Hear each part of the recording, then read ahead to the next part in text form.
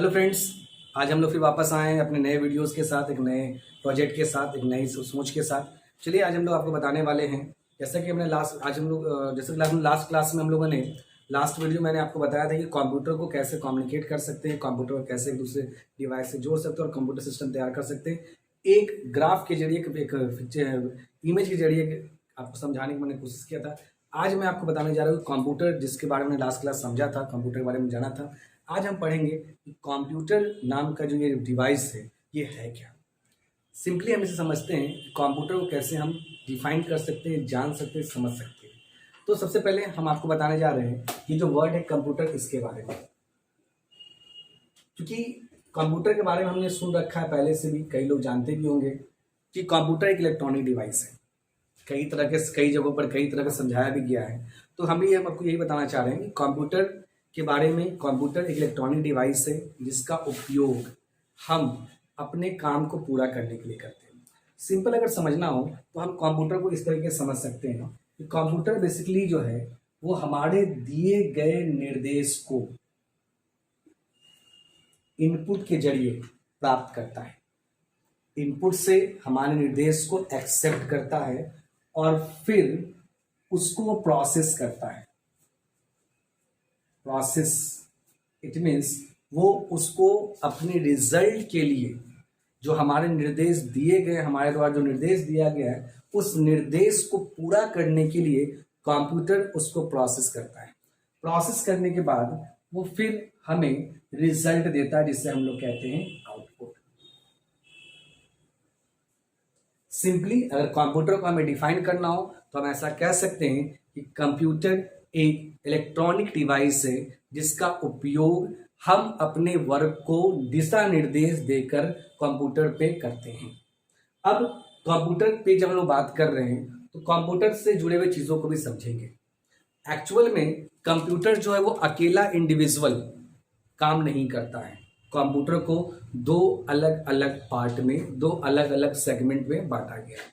अगर इस सेगमेंट के बारे में हम बात करें तो कंप्यूटर को दो सेगमेंट में बांटा गया है, जिस सेगमेंट का नाम है सॉफ्टवेयर एंड हार्डवेयर। ये सॉफ्टवेयर और हार्डवेयर, इन दोनों के कॉम्बिनेशन से हमारा कंप्यूटर सिस्टम जो है वो काम करता है। इन दोनों के कॉम्बिनेशन से, सॉफ्टवेयर और हार्डवेयर कॉम्बिनेशन से। अब हम ये जानते हैं कि सॉफ्टवेयर होता क्या है। जहां तक अगर इस वर्ड के बारे में हम बात करें तो ये एक ऐसा वर्ड है जिसका उपयोग हम अभी हर डिवाइस में करते हैं। क्योंकि अब जो भी डिवाइसेस, इलेक्ट्रॉनिक डिवाइसेस आ रहे हैं, हर डिवाइसेस में हम एक वर्ड यूज करते हैं सॉफ्टवेयर का। जैसे फॉर एग्जांपल में मोबाइल फोन एक हमारा ऐसा डिवाइस है जो सबके पास होता है। अब मोबाइल फोन में भी हम यूज करते हैं इस वर्ड को सॉफ्टवेयर। तो सॉफ्टवेयर है क्या, सॉफ्टवेयर कहते किसको है? तो अगर हम लोग सॉफ्टवेयर को डिफाइन करें तो सॉफ्टवेयर का मतलब होता है collection of program. Collection of program is called software. अब प्रोग्राम किसे कहा गया? तो प्रोग्राम कहा गया है कलेक्शन ऑफ इंस्ट्रक्शंस को। इनडायरेक्टली हम ये बात कह सकते हैं कि collection of programs to complete any desirable work is called software. उसे हम सॉफ्टवेयर कहते हैं। और ये डिजायरेबल वर्क जो है वो हम अपने जरूरत के हिसाब से बनाते हैं। जैसा कि कंप्यूटर का उपयोग भी जो है वो हम अपने लिए ही करते हैं। जैसे फॉर एग्जाम्पल में ऑफिस में, दफ्तर में, कई जगहों पर हम ऑफिस कंप्यूटर का उपयोग करते हैं। पढ़ाई में यूज करते हैं, व्यवसाय में यूज करते हैं। अब हम लोग इसका उपयोग अलग अलग सेक्टर्स में इसका उपयोग कर रहे हैं। तो अब हम यहाँ ये समझेंगे कि सॉफ्टवेयर के अंतर्गत जो चीजें आती हैं, सॉफ्टवेयर एक्चुअल में सॉफ्टवेयर को भी दो भाग में बांटा गया है। अगर इस सॉफ्टवेयर को हम दो भाग में पढ़ें तो वो हमारा इस तरीके से, एक जिसे हम कहते हैं सिस्टम सॉफ्टवेयर, सिस्टम सॉफ्टवेयर, और एक जिसे हम कहते हैं एप्लीकेशन सॉफ्टवेयर।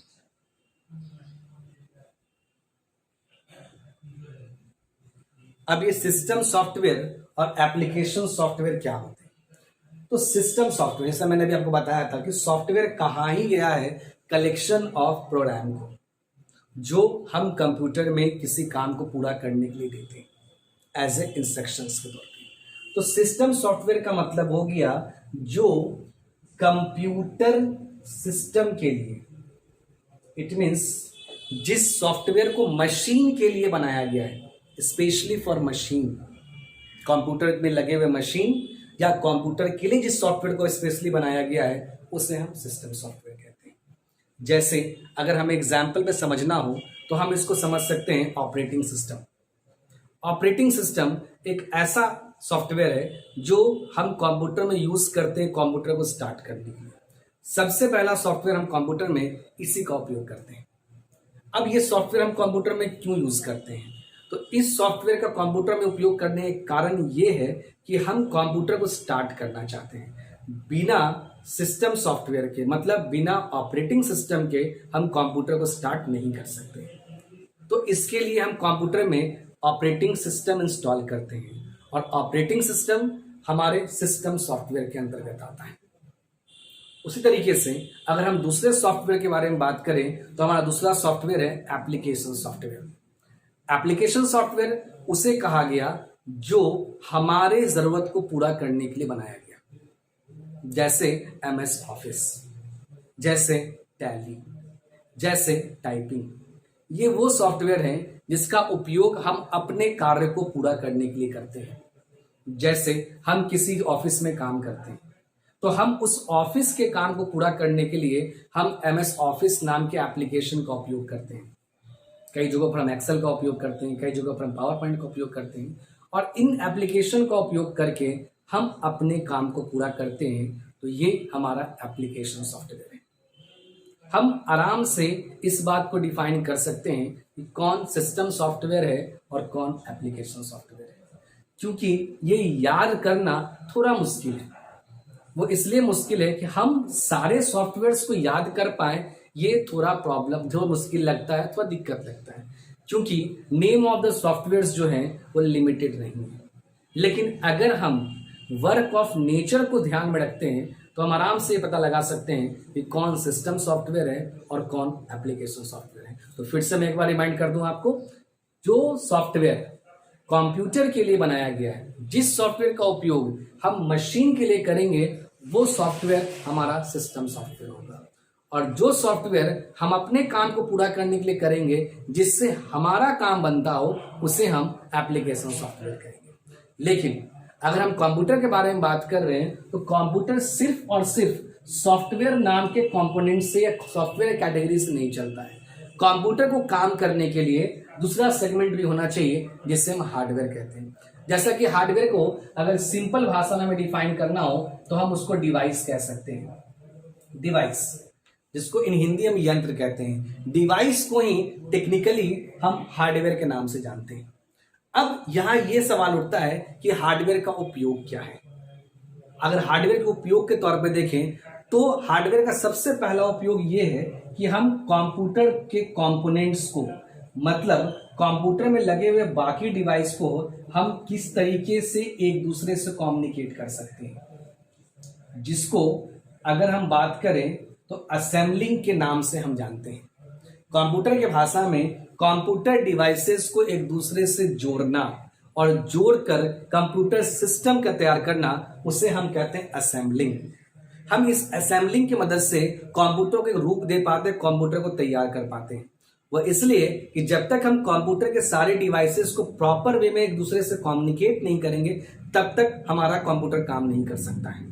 और ये कम्युनिकेट करने के लिए लास्ट वीडियोस में आपने देखा होगा कि मैंने आपको एक स्ट्रक्चर बनाया था। इस स्ट्रक्चर में मैंने बताया था आपको कि एक्सटर्नली हम कंप्यूटर को कैसे कम्युनिकेट करते हैं, लेकिन एक्सटर्नली के अलावा इंटरनली भी जरूरत पड़ता है कि हम कंप्यूटर एक दूसरे से कैसे जोड़ें। जैसा कि मैंने आपको लास्ट वीडियो में बताया था मैंने कि सिस्टम यूनिट के अंतर्गत 5 तरह के डिवाइस लगे हुए होते हैं, जिसमें एक मदरबोर्ड है, SMPS है, रैम है, मेमोरी है, ऐसे कई कंपोनेंट्स हैं। इन सबको सही ढंग से प्रॉपर्ली कम्युनिकेट करना, ये असेंबलिंग के अंतर्गत आता है।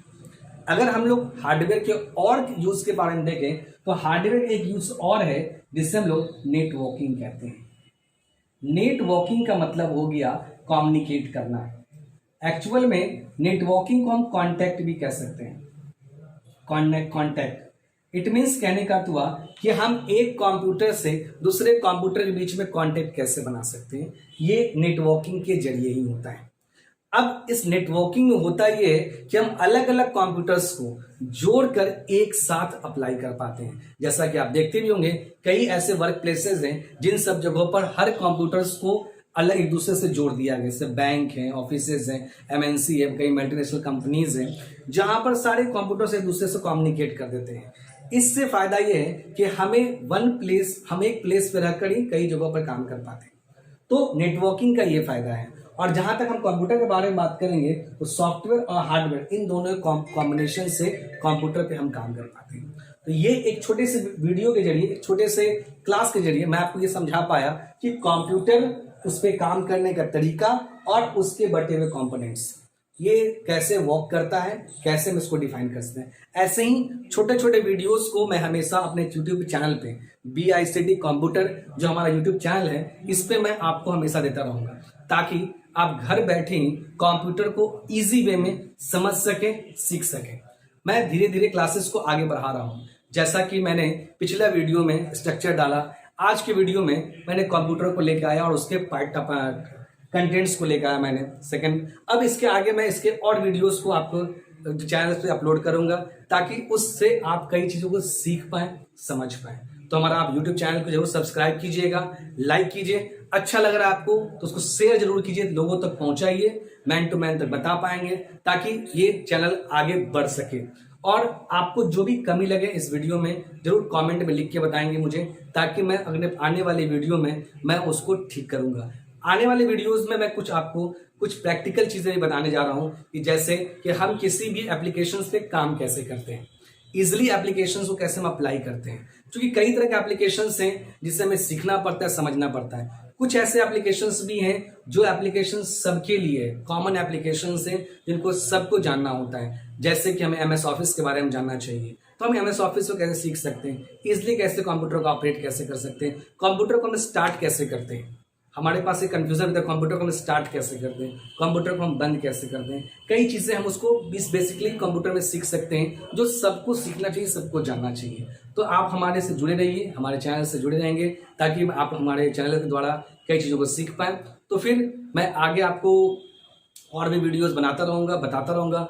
और आप अपने एक चीज का ख्याल भी और भी रखेंगे कि अभी जो पेंडेमिक माहौल है, जो COVID-19 का जो अभी प्रॉब्लम चल रहा है, आप घर पर सुरक्षित रहें, घर पे रहें और सीखें, पढ़ें और इसके बारे में और भी जानें। तब तक आगे हम लोग मिलते हैं। ठीक है, धन्यवाद।